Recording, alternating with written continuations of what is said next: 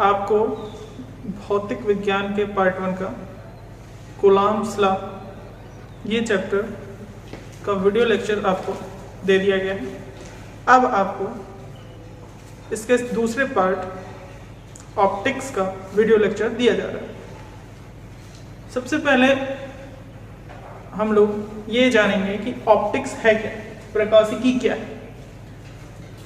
भौतिक विज्ञान की वह शाखा जिसके अंतर्गत प्रकाश तथा इसके गुणों का अध्ययन किया जाता है उसे प्रकाशिकी कहते हैं।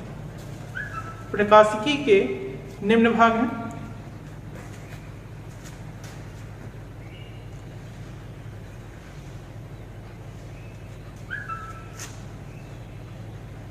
पहला है ज्योमेट्रिकल ऑप्टिक्स।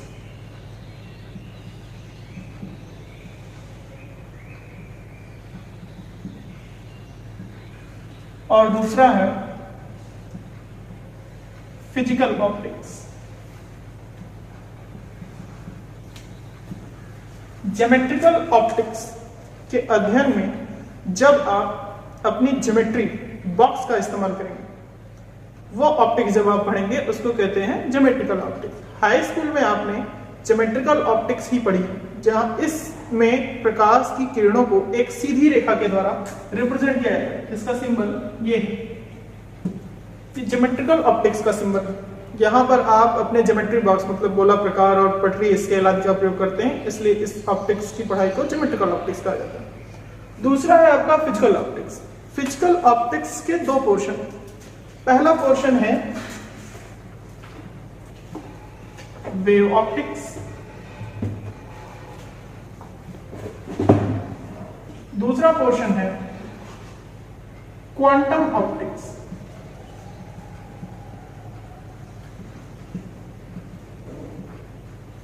वेव ऑप्टिक्स का जो सिंबल होता है उसमें वेव फॉर्म में लाइट को रिप्रेजेंट किया जाता है ऐसा। क्वांटम ऑप्टिक्स में इस वेव फॉर्म के ऊपर एक ऐसे एरो लगा दिया जाता है। ये आपके क्वांटम ऑप्टिक्स का सिंबल है। ये आपकी हो गई प्रकाश। इसके बाद आते हैं हम लोग अपने दूसरे टॉपिक पे, लाइट।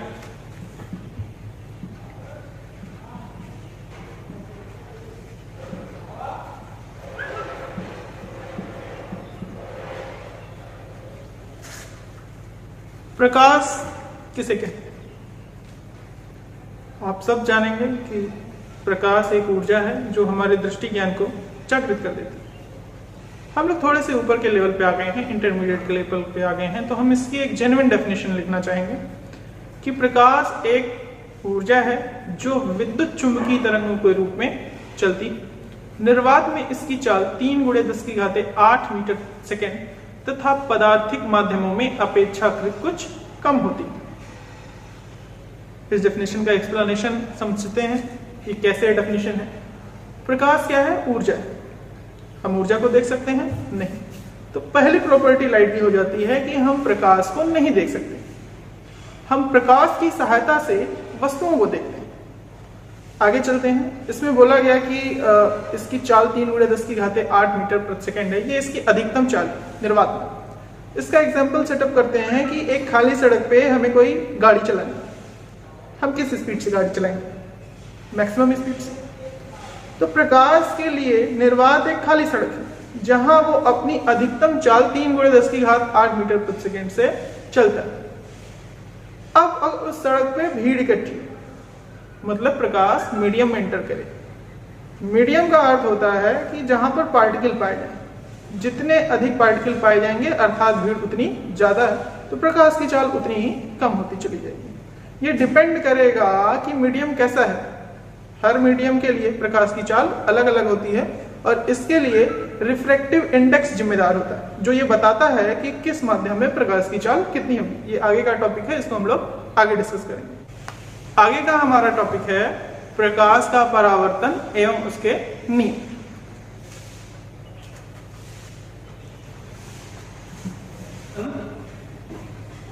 तो हम जानेंगे कि परावर्तन किसे कहते हैं। जब कोई प्रकाश किरण एक माध्यम से दूसरे माध्यम की सतह पर टकराकर पुनः उसी माध्यम में वापस लौट जाती है, तो इस घटना को प्रकाश का परावर्तन कहते हैं। जैसा कि फिगर में दिखाया गया है कि एक प्रकाश की किरण है, ये आपका पहला माध्यम है, ये दूसरा माध्यम, ये एक सरफेस है जो पहले और दूसरे माध्यम को अलग करता है। प्रकाश की किरण पहले माध्यम में चलते हुए जब इस सरफेस से टकराती है तो टकराने के पश्चात पुनः इसी माध्यम में लौट जाती है, तो इस घटना को परावर्तन की घटना कहते हैं। यहाँ पर आपके कुछ एंगल्स हैं जिनको हम जानेंगे। ये होता है आपका अभिलंब, ये है आपकी आपतित किरण, ये है आपकी परावर्तित किरण, ये आपका आपतन कोण, ये परावर्तन कोण। आपतन कोण की परिभाषा यहाँ पे जान लेते हैं, बहुत छोटी सी डेफिनेशन है। अभिलंब तथा आपतित किरण के बीच बना कोण आपतन कोण कहलाता है। इसी प्रकार अभिलंब तथा परावर्तित किरण के बीच बना कोण परावर्तन कोण कहलाता है। अब इसका आगे चलते हैं, ये इसमें हम जानेंगे कि परावर्तन के नियम।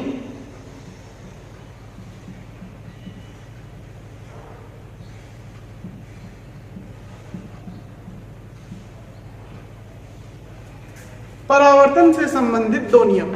पहला नियम, आपतित किरण, परावर्तित किरण तथा आपतन बिंदु पर अभिलंब तीनों एक ही तल में होते हैं। दूसरा नियम, आपतन कोण सदैव परावर्तन कोण के बराबर होता है। इसमें आपको एक ही चीज का कंफ्यूजन होगा कि आपतित किरण, परावर्तित किरण तथा अभिलंब तीनों एक ही तल में होते हैं, तो तल क्या चीज होती है?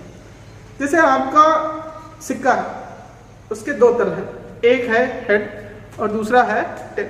तो कोई भी घटना अगर होगी परावर्तन की, तो अगर वो हेड पे हो रही है तो वो हेड पर ही होगी, और अगर टेल पर हो रही है तो टेल पर ही होगी। ये आपका तल होता है। आगे चलते हैं। दर्पण कांच का एक भाग होता है जिसकी एक सतह पर पॉलिश की जाती है और उसकी दूसरी सतह जो होती है वो परावर्तक तल की भांति व्यवहार करती है। दर्पण मुख्यतः दो प्रकार के होते हैं, एक होता है समतल दर्पण और दूसरा होता है गोलीय दर्पण। समतल दर्पण को देखते हैं कि समतल दर्पण किसी खोखले गोले का कटा हुआ वह भाग होता है जिसकी फोकस दूरी अनंत होती है, अर्थात हमें इसके वक्रता केंद्र का पता नहीं होता कि इसको हमने किस गोले से काटा। अगर प्लेन मिरर की बात करें तो सिंबॉलिक रूप में ये ऐसे एक सीधी लाइन खींची जाती है, इसके एक साइड को पॉलिश कर दिया जाता है और इसकी दूसरी सतह परावर्तक तल की भांति व्यवहार करती है। यही आपका समतल दर्पण। अब आते हैं गोलीय दर्पण पे। गोलीय दर्पण किसी खोखले गोले का कटा हुआ एक भाग होता है जिसकी एक सतह पर पॉलिश कर दी जाती है और इसकी दूसरी सतह परावर्तक तल की भांति व्यवहार करती है। ये दो प्रकार का होता है, उत्तल दर्पण और अवतल दर्पण। इसके दो प्रकार इस बात पर डिपेंड करते हैं कि पॉलिश उस दर्पण में किस तरफ की गई या उस कटे हुए भाग में किस तरफ की गई। एक एग्जांपल के तौर पे हम लोग देखते हैं।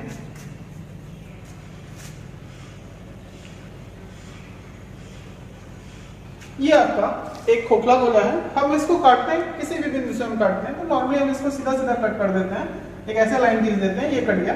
थोड़ा सा इसको और गैपिंग कर लेते हैं अपनी सुविधा के लिए। तो ये गोले को हमने काट दिया इसके दो पोर्शन में। अब हमें इसको पॉलिश करना है।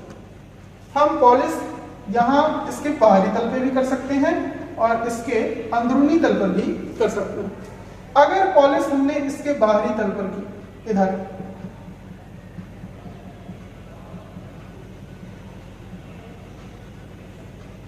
ये हमने पॉलिश की, तो इसका जो भीतरी तल है वो एक परावर्तक तल की भांति व्यवहार करेगा, तो ये आपका अवतल दर्पण कहलाएगा। और अगर पॉलिश हमने इसके अंदरूनी तल पर कर दी,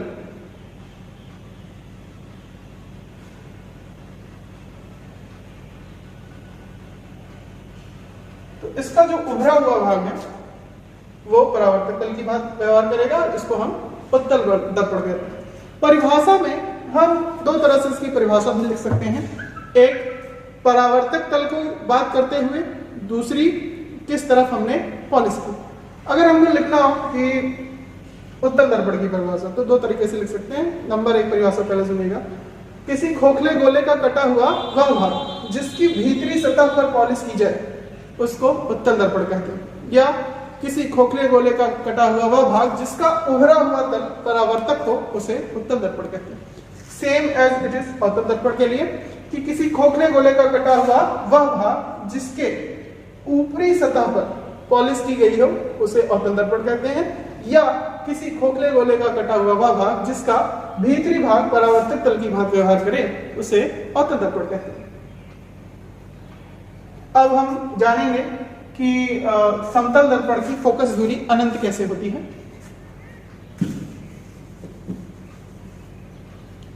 जैसे कि आपको एक दर्पण दे दिया जाए, ये मैंने ले लिया, अवतल दर्पण ले लिया। फोकस दूरी जो होती है वो वक्रता त्रिज्या की आधी होती है। तो अब इस गोले को मैं पूरा कर सकता हूं। अगर मैं इस गोले को पूरा कर सकता हूं तो मैं इसका वक्रता केंद्र भी निर्धारित कर सकता हूं। मुझे वक्रता केंद्र मिल गया, ये दूरी मिल गई, इसके आधे पर इसकी फोकस दूरी मिल गई।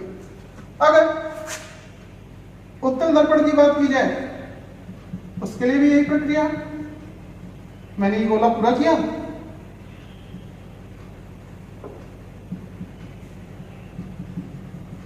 इसका वक्रता केंद्र निर्धारित किया और ये जो दूरी है इसकी आधे इसकी फोकस दूरी। लेकिन समतल दर्पण के केस में,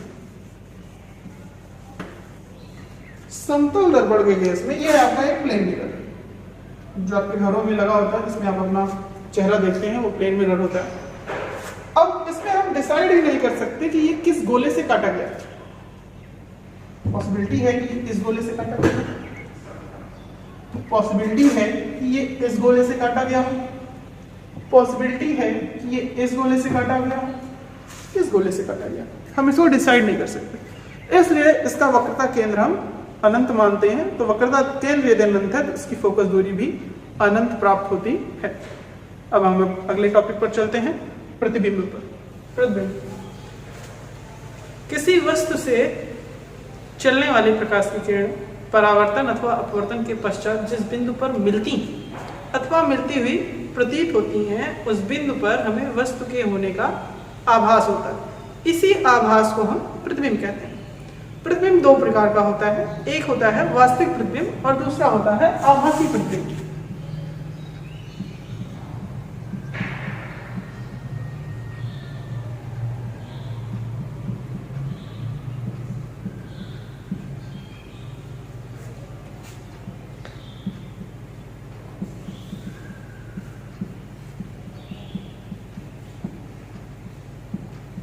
वास्तविक प्रतिबिंब क्या होते हैं? जिस प्रतिबिंब को हम पर्दे पर प्राप्त कर सकते हैं उस प्रतिबिंब को वास्तविक प्रतिबिंब कहते हैं, और जिस प्रतिबिंब को पर्दे पर प्राप्त नहीं कर सकते हैं उस प्रतिबिंब को आभासी प्रतिबिंब कहते हैं। या ये कह दें कि जहां पर परावर्तन तथा अपवर्तन के पश्चात प्रकाश की किरणें वास्तव में मिलती हैं और वहां पर प्रतिबिंब प्राप्त हो तो उसे वास्तविक प्रतिबिंब, और जहां पर उन किरणों के मिलने का आभास हो वहां पर आभासी प्रतिबिंब प्राप्त होता है। रे ऑप्टिक्स में जब दो लाइनें, दो रेज परावर्तन या अपवर्तन के पश्चात फुल लाइनें आपस में मिलें तो वहां पर प्रतिबिंब वास्तविक बनता है, और जब दो डॉटेड लाइनें आपस में मिलती हैं, दो डॉटेड लाइनें आपस में मिलती हैं तो जिस बिंदु पर मिलती हैं वहां पर आभासी प्रतिबिंब प्राप्त होता है।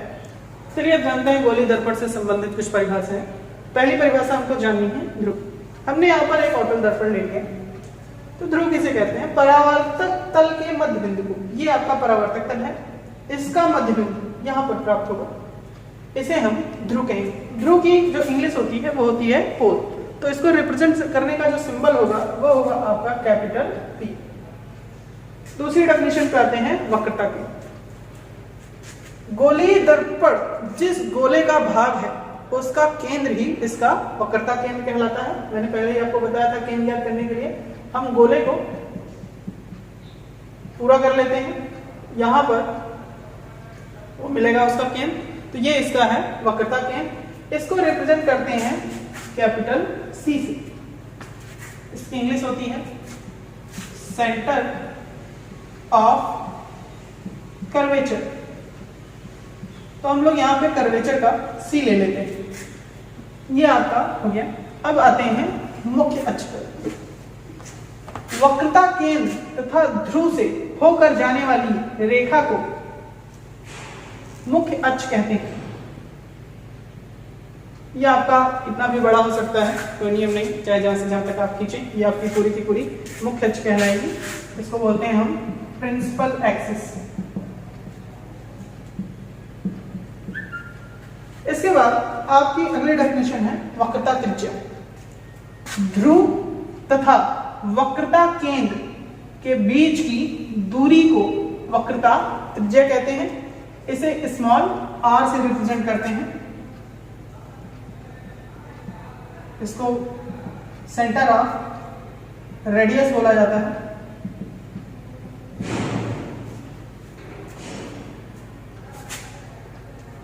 अब आपकी अगली डेफिनेशन है मुख्य फोकस।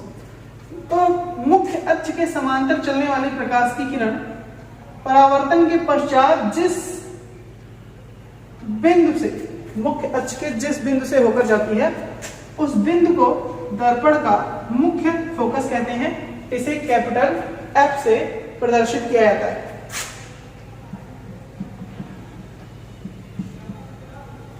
अगली आपकी डेफिनेशन है फोकस दूरी। दर्पण के ध्रुव तथा मुख्य फोकस के बीच की दूरी को फोकस दूरी कहते हैं।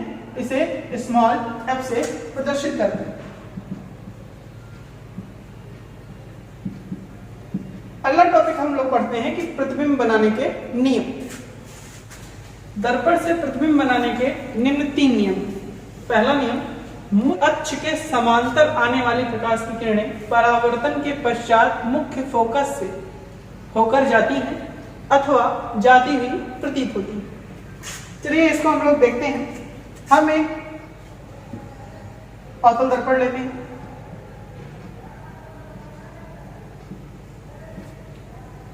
ये इसका वक्रता केंद्र है, ये इसका ध्रुव है और ये है इसका मुख्य फोकस।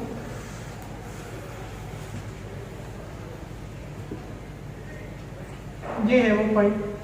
तो एक प्रकाश की किरण जो मुख्य अक्ष के समांतर चल रही है,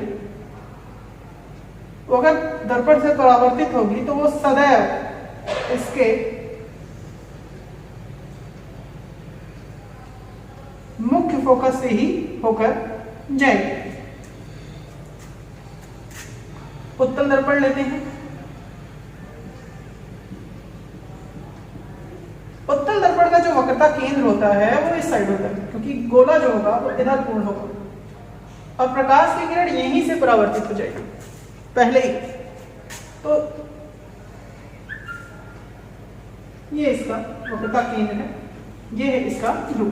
प्रकाश की किरण जो मुख्य अक्ष के समांतर चल रही है वो यहाँ पे आएगी, यहाँ पे इंसिडेंटली। अब नियम के अनुसार इसे कहां से होकर जाना चाहिए? मुख्य फोकस से। तो इसका फोकस भी यहीं पर होगा। तो अब यहां तो प्रकाश की किरण जा नहीं सकती, क्योंकि रोक यहीं पर है। हमने पहले ही पढ़ रखा है कि ये परावर्तित तल है, यहीं से वो परावर्तित हो जाएगी। तो क्या होता है कि वो मुख्य फोकस से जाती हुई प्रतीत होती। यहां से ऐसे चली गई और ये अगर देखेंगे, इसको पीछे की तरफ बढ़ाएंगे तो ये आपको प्रतीत होगा कि ये मुख्य फोकस से आ रही है। यही हमारा नियम है। अवतल दर्पण में मुख्य फोकस से होकर जाती है और उत्तल दर्पण में जाती हुई प्रतीत होती। नियम नंबर 2 पर आते हैं कि वक्रता केंद्र से होकर जाने वाली प्रकाश की किरणें परावर्तन के पश्चात पुनः अपने ही मार्ग में वापस लौट आती है। अब देखिए,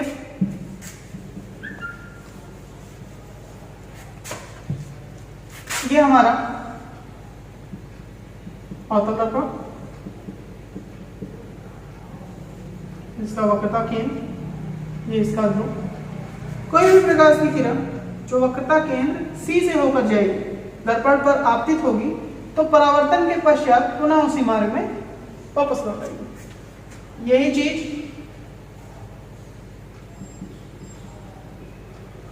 अवतल दर्पण के भी साथ है। कोई भी प्रकाश की किरण जो वक्रता केंद्र C से, अब ये तो एंटर करेगी नहीं अंदर, यहीं से इसको वापस होना है, ये वापस हो जाएगी। लेकिन डॉटेड लाइन से हम दिखाते हैं कि वक्रता केंद्र C की तरफ जा रही है और यहीं से ये वापस होगी। तीसरे नियम पर आते हैं हम लोग कि मुख्य फोकस से होकर जाने वाली या आती हुई प्रतीत होने वाली प्रकाश की किरणें परावर्तन के पश्चात मुख्य अक्ष के समांतर हो जाती है। आइए देखते हैं।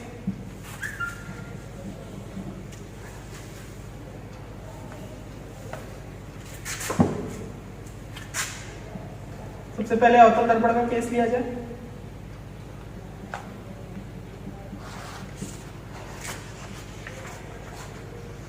इसका पोल हो गया, ये इसका फोकस हो गया, ये हो गया इसका पृथक। तो मुख्य फोकस से होकर जाने वाली प्रकाश की किरण परावर्तन के पश्चात क्या हो जाएगी, मुख्य अक्ष के समांतर हो जाएगी। इसी तरह से अवतल दर्पण के केस में